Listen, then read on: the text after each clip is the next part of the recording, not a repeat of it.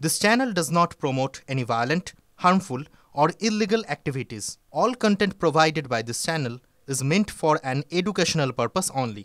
আর আমরা শুরুতেই যেদিকে নজর রাখবো, রাজ্য সরকারকে দেওয়া ডেডলাইনের আজই শেষ দিন। আজকের মধ্যেই সরকারের তরফে কেউ দেখা না হলে বৃহত্তর আন্দোলনের একটা হুঁশিয়ারি দিয়েছেন চাকরিহারা শিক্ষকেরা। UEM Jaipur is a perfect target for prospective students aspiring for good jobs, good education with future-ready skills.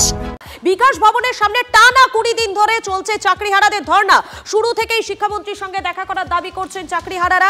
Email করে চিঠি লিখেও দেখা মেলেনি বলে অভিযোগ উঠে আসছে এবং লাগাতার তারা যে ধর্ণা, যে অবস্থান তারা কিন্তু চালিয়ে যাচ্ছে এবং রাজ্য সরকারকে দেওয়া ডেডলাইন, সেই ডেডলাইনের আজই শেষ দিন। এবং সরাসরি বিকাশ ভবনের সামনে চলে যাবো, আমাদের সঙ্গে রয়েছেন আমাদের প্রতিনিধি সোমা রয়েছেন, সোমার কাছে চলে যাবো। সোমা, রাজ্য সরকারকে যে ডেডলাইন দেওয়া হয়েছে তার আজই শেষ দিন, সেখানে যারা রয়েছেন এই মুহূর্তে চাকরিহারা শিক্ষকরা, তারা কি বলছেন, কি বক্তব্য তাদের? হ্যাঁ দেখো, চাকরিহারা যোগ্য শিক্ষক শিক্ষিকা যারা রয়েছেন তারা কিন্তু তাদের অবস্থান আন্দোলনেই রয়েছেন। তাদেরকে অন্যত্র সরিয়ে দেওয়া হবে, কিন্তু সেই জায়গাটা এখনো পর্যন্ত সম্পূর্ণভাবে কমপ্লিট হয় না, অর্থাৎ ইলেকট্রিসিটির যে ব্যবস্থা সেটা এখনো হয়নি। তারা কিন্তু বিকাশ ভবনের সামনে যে ফুটপাত রয়েছে সেই ফুটপাতেই তারা রয়েছেন এবং আজকে অর্থাৎ সোমবার তারা কিন্তু তাদের যে ডেডলাইন, অর্থাৎ রাজ্য সরকারের তরফে তারা কিন্তু বারবার বলেছিলেন মুখ্যমন্ত্রী বা শিক্ষামন্ত্রী তাদের সাথে দেখা করুক, দেখা করে তাদের সমস্যার কথা শুনুন। আমি সরাসরি কথা বলে নেব, এখানে যোগ্য শিক্ষক শিক্ষিকারা রয়েছেন।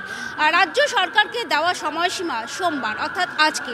তারা যদি আজকে দেখা না করেন মুখ্যমন্ত্রী বা শিক্ষামন্ত্রী, আপনারা বৃহত্তর আন্দোলনের পথে যাবেন। কি সিদ্ধান্ত হয়েছে আপনাদের?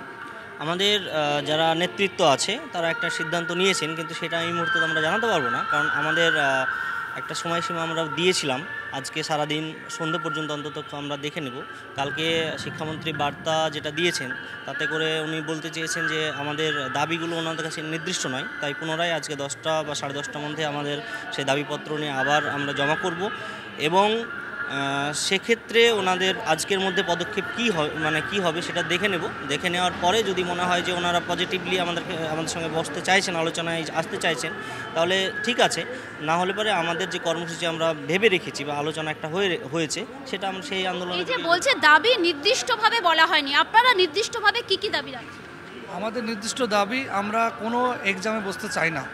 আমরা কেন বারে এক্সামে আমাদের যোগ্যতার পরিচয় দেবো? যোগ্যতার পরিচয় আমরা দিয়েছি এবং আমাদেরকে সসম্মানে, স্বপদে, স্কুলে বহাল রাখতে হবে। কীভাবে করবেন সেটা ওনারা জানেন, আমাদের এখানে কোনো বক্তব্য নেই।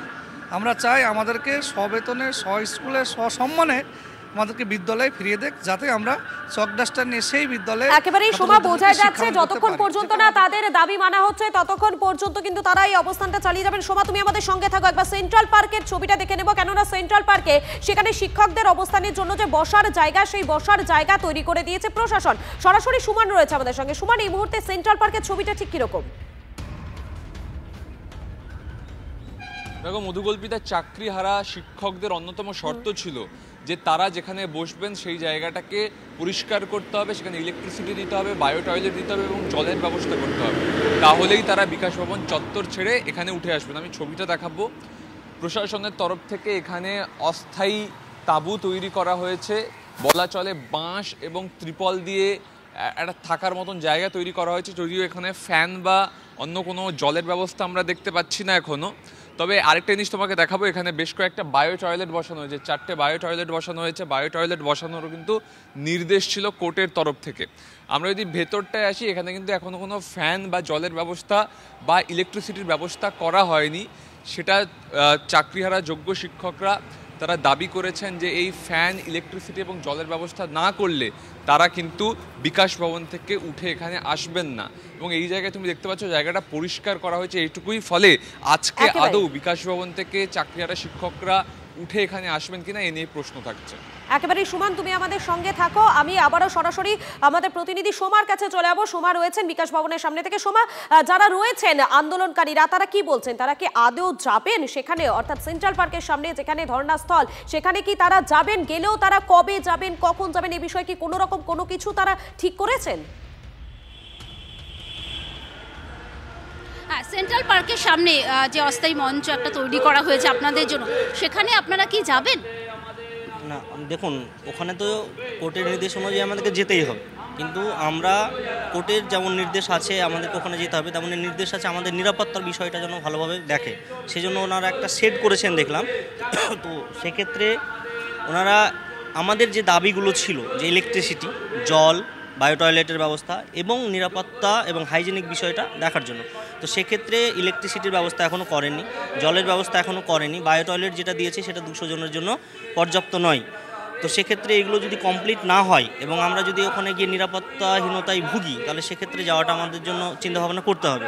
তো সেই জন্য আমরা পুলিশের তরফ থেকে আমাদেরকে জানানো হয়েছে এবং আমরা পুনরায় জানিয়েছি যে আমাদের যে দাবিগুলো ছিল এবং কোর্ট যেটা নির্ধারণ করে দিয়েছে যে গুণগত মানের কথা, সেটা আপনারা কমপ্লিট করুন, তবে আমরা যাব।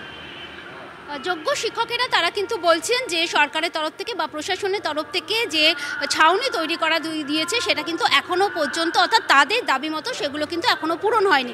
অর্থাৎ ইলেকট্রিসিটির ব্যবস্থা এছাড়াও কিন্তু নিরাপত্তার একটি বিষয়, সেই বিষয়টির দিকেও কিন্তু তারা বলছেন যে নিরাপত্তার বিষয়টিও কিন্তু প্রশাসনকে একেবারে সুনিশ্চিত করতে হবে। তারপরে কিন্তু বোঝা যাচ্ছে এখনো পর্যন্ত তারা যে সমস্ত দাবিগুলো রেখেছিলেন অর্থাৎ এই ধর্নাস্থলে যাওয়ার জন্য, সেগুলো পুরোপুরি এখনো ভাবে পূরণ হয়নি। সে কারণেই তারা যাবেন কি যাবেন না সে বিষয়ে কিন্তু এখনো পর্যন্ত স্পষ্ট কিছু নয়। ধন্যবাদ সোমা, ধন্যবাদ সুমন, দুজনকে আপাতত ধন্যবাদ। চাকরিহারা শিক্ষক নেতা চিন্ময় মণ্ডলকে পুলিশের তলব। আজ হাজিরার নির্দেশ বিধাননগর উত্তর থানার পুলিশের। আজ বিকেল 4টের মধ্যে হাজিরা দিতে হবে বলে জানানো হয়েছে। কি বেসিসে আমাদেরকেই বেছে বেছে ডেকে পাঠানো হলো, যেখানে বলা হচ্ছে যে ভিডিও ফুটেজ খতিয়ে দেখে নাকি ডেকে পাঠানো হচ্ছে। তাহলে যাদের ডেকে পাঠানো হয়েছে তাদের ভিডিও ফুটেজে তাদের অংশগ্রহণটা এই সব বিষয়ে কি আদৌ আছে, সেটা কি পুলিশ জানে? এখন বিষয়টা আমাদেরও জানা দরকার এবং এই প্রেক্ষাপটে বলা দরকার যে অবশ্যই কালকে যাব, প্রশ্ন যেন তারা রেডি রাখেন, আমরা উত্তর দেব, আমি উত্তর দেব এবং আমারও কিছু প্রশ্ন থাকবে পুলিশ অথরিটির কাছে। নেতিবাচক কথায় বিশ্বাস না করে সরকার ও মুখ্যমন্ত্রীর ওপর ভরসা রাখুন চাকরিহারা শিক্ষকরা। আলোচনায় বসতে চাইলে শিক্ষা দপ্তরের আপত্তি নেই জানালেন শিক্ষামন্ত্রী ব্রাত্য বসু। নেতিবাচক ভাবার বা নেতিবাচক কথা বলার যে নেতিবাচকতা অনেকদিন ধরেই ওদের মাথায় ঢোকানো হচ্ছে, হ্যাঁ, সেটা আমি বলবো যে সেটাকে না বিশ্বাস করে সরকারের ওপর, মুখ্যমন্ত্রীর ওপর আস্থা রাখতে, কারণ মুখ্যমন্ত্রী সরাসরি ওদের সঙ্গে বৈঠক করেছেন, মিটিং করেছেন। আমার কাছে তো চিঠিটা আছে, এরকম কোনো কথা নেই, তারা বলেছেন বসতে চাই।